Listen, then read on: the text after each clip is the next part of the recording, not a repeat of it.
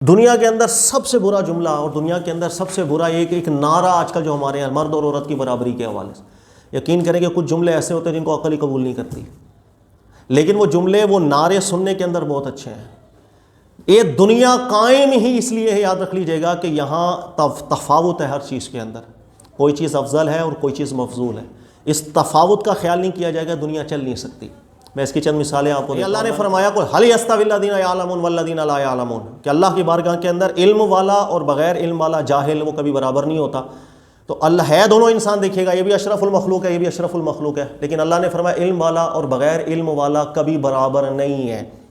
ہمارے ہاں ہوتا یہ ہے کہ جب برابری کا تصور ہم بیان کرتے ہیں، بھائی مرد اور عورت میں برابری ہونی چاہیے، یہ نعرہ صرف نعرے کی حیثیت کے اندر ایک لطف رکھتا ہے اپنے اندر، حقیقت کے اندر یہ اپنی روح ہی نہیں رکھتا ہے۔ اس کی وجہ یہ کہ انسان اور انسان کبھی بھی برابر نہیں ہے، تفاوت کی بنیاد کے اوپر یہ دنیا چلتی ہے۔ یہ دنیا کا نظام ہی فرق کی بنیاد پر چل رہا ہے، امیر ہے غریب ہے، ایک برابر دولت نہیں ہو سکتی۔ اگر دنیا میں ایک برابری کر دی جائے دولت کے اندر، یہ دنیا کا نظام نہیں چل سکتا۔ اگر آپ کے پاس 1 کروڑ روپیہ ہو اور 1 کروڑ روپیہ میرے پاس ہو، ایک مثال ہے، اور آپ مالک ہو اور میں نوکر ہوں، میں آپ کا کام کیوں کروں گا اگر 1 کروڑ میرے پاس؟ میں آپ کا کام اس لیے کرتا ہوں نوکر بن کے کہ میرے پاس پیسے نہیں ہیں اور مجھے کمانے ہیں، آپ کے پاس پیسے ہیں، آپ نے مجھے پیسے دینے ہیں۔ جمع دار جمع داری کیوں کرے گا کہ اگر اس کے پاس بھی 1 کروڑ روپیہ موجود ہو تو وہ کہے گا میں 100 روپے کے لیے اپنے آپ کو گندا بھی کروں، کپڑے بھی ناپاک کروں، دنیا کا نظام درم برم ہو جائے گا۔ لہٰذا یہ دنیا کا نظام تفاوت کی بنیاد پر ہی چل رہا ہے کہ بعضوں کو اللہ نے امیر بنایا، بعضوں کو اللہ نے غریب بنایا، پھر یہی غریب ان عمراء کے کام بھی کرتے ہیں، پھر انہی سے تنخواہ پاتے ہیں، نظام دنیا کا چل رہا ہے۔ لہٰذا دنیا کا نظام ہمیشہ تفاوت سے چلتا ہے۔ اسی طرح علم والا بغیر علم والا کبھی برابر نہیں ہو سکتے، گھوڑا گدھا کبھی برابر نہیں ہو سکتا ہے۔ علم والے کی بات، علم والے کی سوچ، علم والے کا تجربہ، علم والے کا عمل، اور جاہل کی سوچ، جاہل کی بات، جاہل کا عمل، یہ کبھی برابر نہیں ہو سکتا ہے۔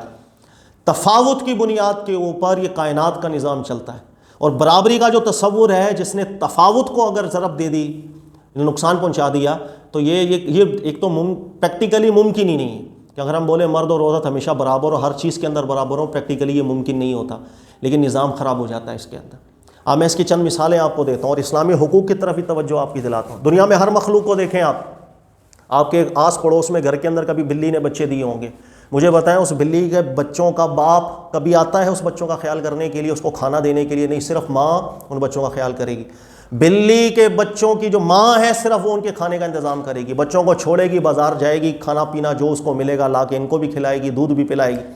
آپ کے گلی محلے کے اندر آپ نے دیکھا ہوگا کتیا بچے دے دیتی ہے، کبھی وہ جس کے بچے ہیں، جو باپ ہے ان بچوں کا، وہ آتا ہے خیال کرنے، ساری ذمہ داری کتیا کے سپرد۔ اسی طرح کبوتری دیکھ لیں آپ، اسی طرح دیگر پرندے دنیا میں دیکھ لیں آپ، جانور جب اولاد پیدا کرتا ہے ساری ذمہ داری ماں کی ہوتی ہے، وہی جاتی ہے بازار میں۔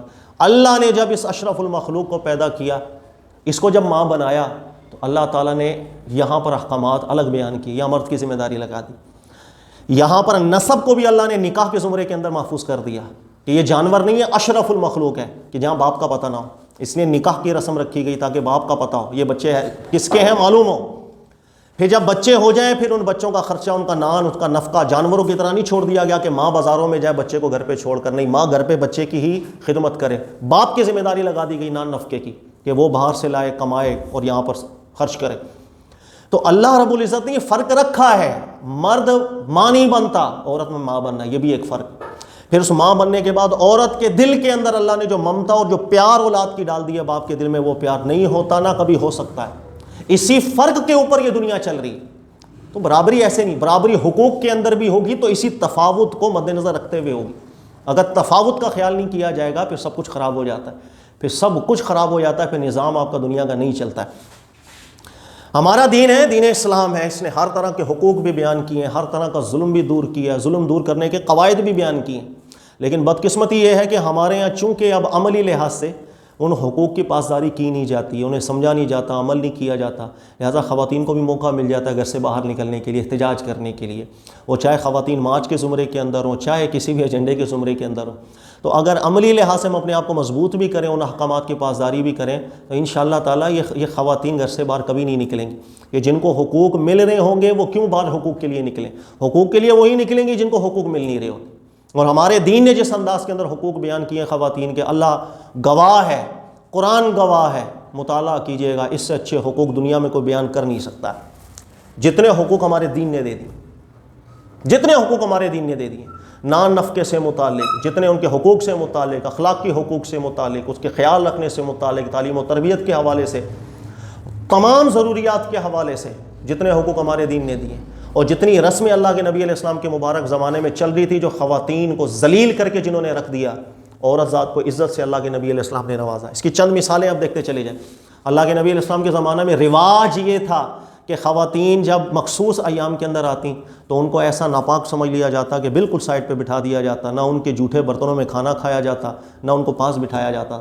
جب عورت کی یہ تذلیل تھی، اللہ کے نبی صلی اللہ علیہ وسلم کو اللہ نے مبعوث فرمایا، اس رسم کو ٹھکرایا اللہ کے نبی علیہ السلام نے، اور انہی مخصوص دنوں میں اپنی ازواج کو اپنے پاس بٹھایا، ان کا جھوٹا بھی کھایا اور صحابہ کرام کو کر کے دکھایا کہ اس کے اندر اس رسم کو توڑو، ان کی عزت کی جائے، ان کی عزت کی جائے۔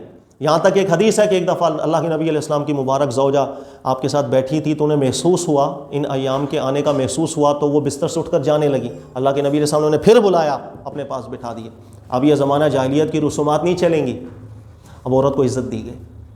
پھر اسی عورت کو عزت یہ دی گئی کہ اس کو تعلیم و تربیت کے حوالے سے باقاعدہ سے ایک نظام کے اندر لے کے آیا گیا۔ خواتین کو نہ تعلیم دی جاتی تھی، خواتین کو نہ تربیت دی جاتی تھی، اور اللہ کے نبی صلی اللہ علیہ وسلم نے جب علم کو فرض قرار دیا تو جس طرح صحابی درس لیا کرتے تھے، علم حاصل کیا کرتے تھے، صحابیات بھی ویسا ہی درس لیا کرتے، اور یہاں تک کہ خواتین کے اندر وہ جیدہ صحابیہ بھی آئی ہیں کہ بعد میں مرد حضرات کی ایک فہرست ہے کہ جنہوں نے علم حاصل کیا تو ان صحابیات سے کیا۔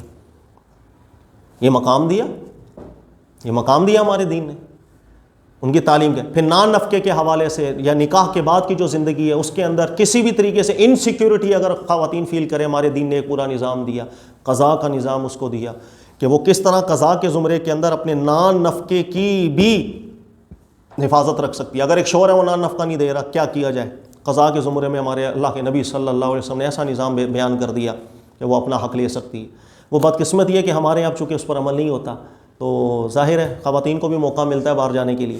میں ایک دو چیزیں ذکر کروں گا یہاں پر جس کو سمجھنا بہت ضروری ہے۔ دیکھیے گا آج کا دور ایسا ہے کہ جس کے اندر ایک لڑائی کی سی فضا ہے کہ ایک طرف حجاب والی خواتین ہے اور ایک طرف بے حجاب والی خواتین، تو عام طور پہ ان دونوں کا ایسا کلیش ہو جاتا ہے کہ ایک دوسرے سے اتنی نفرت رکھتے ہیں کہ زبان سے اچھے جملے بھی ادا نہیں کرتے۔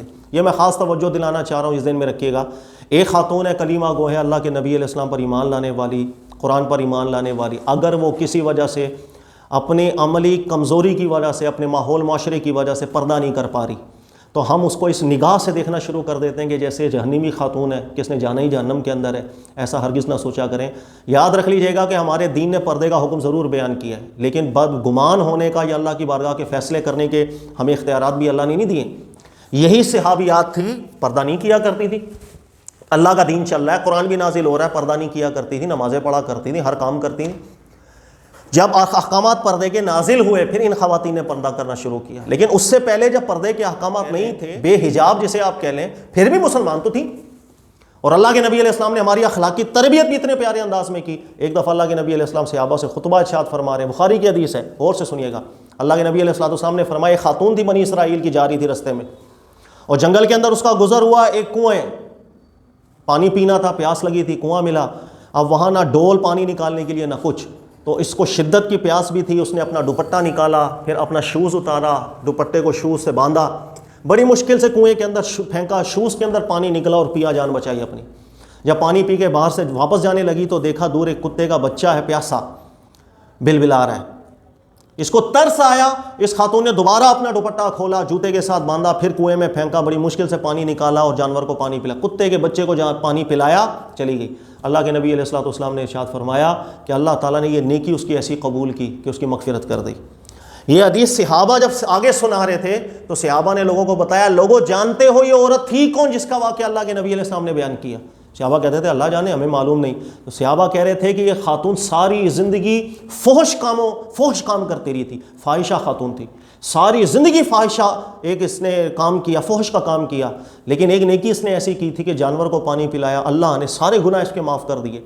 یہ واقعہ اللہ کے نبی علیہ السلام نے صحابہ کو سنا۔ کیا تربیت کرنا چاہیے؟ تربیت یہ کرنا چاہیے کہ اگر کوئی خاتون ایسی ہے، مسلمان ہے، کلیمہ گو ہے، اگر اپنی بد عملی کی بنیاد پر یا کسی وجہ سے وہ حجاب بھی نہیں کر سکی ہیں، کسی گناہ میں ملوث بھی رہی ہے، تو اللہ کی بارگاہ کے فیصلے نہ کرتے پھرنا کہ ان کو جہنمی بناتے پھر وہ آپ۔ تبلیغ کے اندر ایک نرمی کا انداز بھی ہونا چاہیے، اخلاق کا انداز بھی ہونا چاہیے، بڑے آرام سے، پیار سے، محبت سے ان کو قائل کیا جائے، دلائل اتنے مضبوط دیے جائیں کہ سامنے والا بالکل کنونس ہو اور وہ حجاب بھی کرے۔ لیکن جب تک کوئی حجاب نہیں کر رہا، اس بنیاد پہ کسی کو جہنمی قرار دے دینا یا اس کو کہنا کہ تو ہر قدم باہر نکالے جہنم کے اندر ہے، ایسے اللہ کے بارگاہ کے جو ہم فیصلے کرنا شروع کر دیتے ہیں، یہ بھی بہت بری بات۔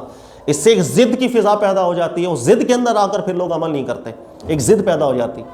تو حجاب کرنا بہت اعلیٰ سنت ہے، واجب ہے، لازم ہے، لیکن جو اگر حجاب نہیں کر پا رہی کسی وجہ سے، کسی ماحول کی وجہ سے، یا ابھی دین سے اتنا قریب نہیں ہے، دینی تعلیمات کے اتنا قریب نہیں ہے، ان کو پیار سے، اخلاق سے، دلائل کے ساتھ ایسی فضا پیدا کی جائے، سمجھایا جائے کہ ان کا بھی ذہن بنے کہ وہ بھی حجاب کی طرف آئیں، پردہ بھی کریں، اور دل کا بھی پردہ ہو، دل کی بھی شرم ہو، دل کی بھی حیا۔ ہمارے آج کل ایک بڑا جملہ چلتا ہے کہ اگر کوئی خاتون پینٹ شرٹ کے اندر آئی ہے تو بے حیا وہ نہیں، بے حیائیاں اس نظروں میں جو ان کو دیکھ رہی ہیں۔ یہ جملہ آپ اس کو ٹھیک ہے غلط کے ہر لحاظ سے اس پر آپ ڈسکس کر سکتے ہیں، لیکن ایک لحاظ سے ٹھیک ہے، ایک لحاظ سے ٹھیک ہے کہ اگر ایک خاتون ہے پردہ کر کے نہیں آ رہی، میں اس کو بری نگاہ سے دیکھ رہا ہوں، تو مجھے بھی تو اللہ نے قرآن میں حکم دیا تھا قل للمؤمنین یغضوا من ابصارہم، مجھے بھی تو اللہ نے حکم دیا تھا کہ اپنی نگاہوں کو میں نے جھکا کے رکھنا ہے۔ تو اگر میں اس بے پردہ عورت کو، چاہے اس کا بھی قصور ہے وہ ایسے محل پہ کیوں آئی، لیکن میں نے بھی تو اپنا حق تلف کر دیا جو اللہ نے میرے لیے بیان کیا۔ تو یہ کہنے کا مقصد یہ ایک فضا ہے ہمارے یہاں عجیب و غریب قسم کی کہ وہ ہر چیز جو ہے ایک مقابلے بازی کے اندر چلی جاتی ہے، پھر اس مقابلے بازی کے اندر دونوں طرف سے دلائل دینا شروع کر دیتے ہیں، ایک ضد کی فضا پیدا ہو جاتی ہے، نہ یہ اس کی بات مانتا ہے نہ یہ اس کی بات مانتا ہے۔ ایسا نہیں کرنا چاہیے، بڑے اخلاق کے ساتھ دلائل کی بنیاد پر، استدلالات کی بنیاد پر کسی بھی موقف کو سمجھایا جائے۔ اللہ کرے دل میں اتارنی بات یا ہدایت دینا وہ اللہ تعالیٰ کا کام ہے۔ اللہ تعالیٰ ہدایت دے، سمجھنے کی توفیق دے۔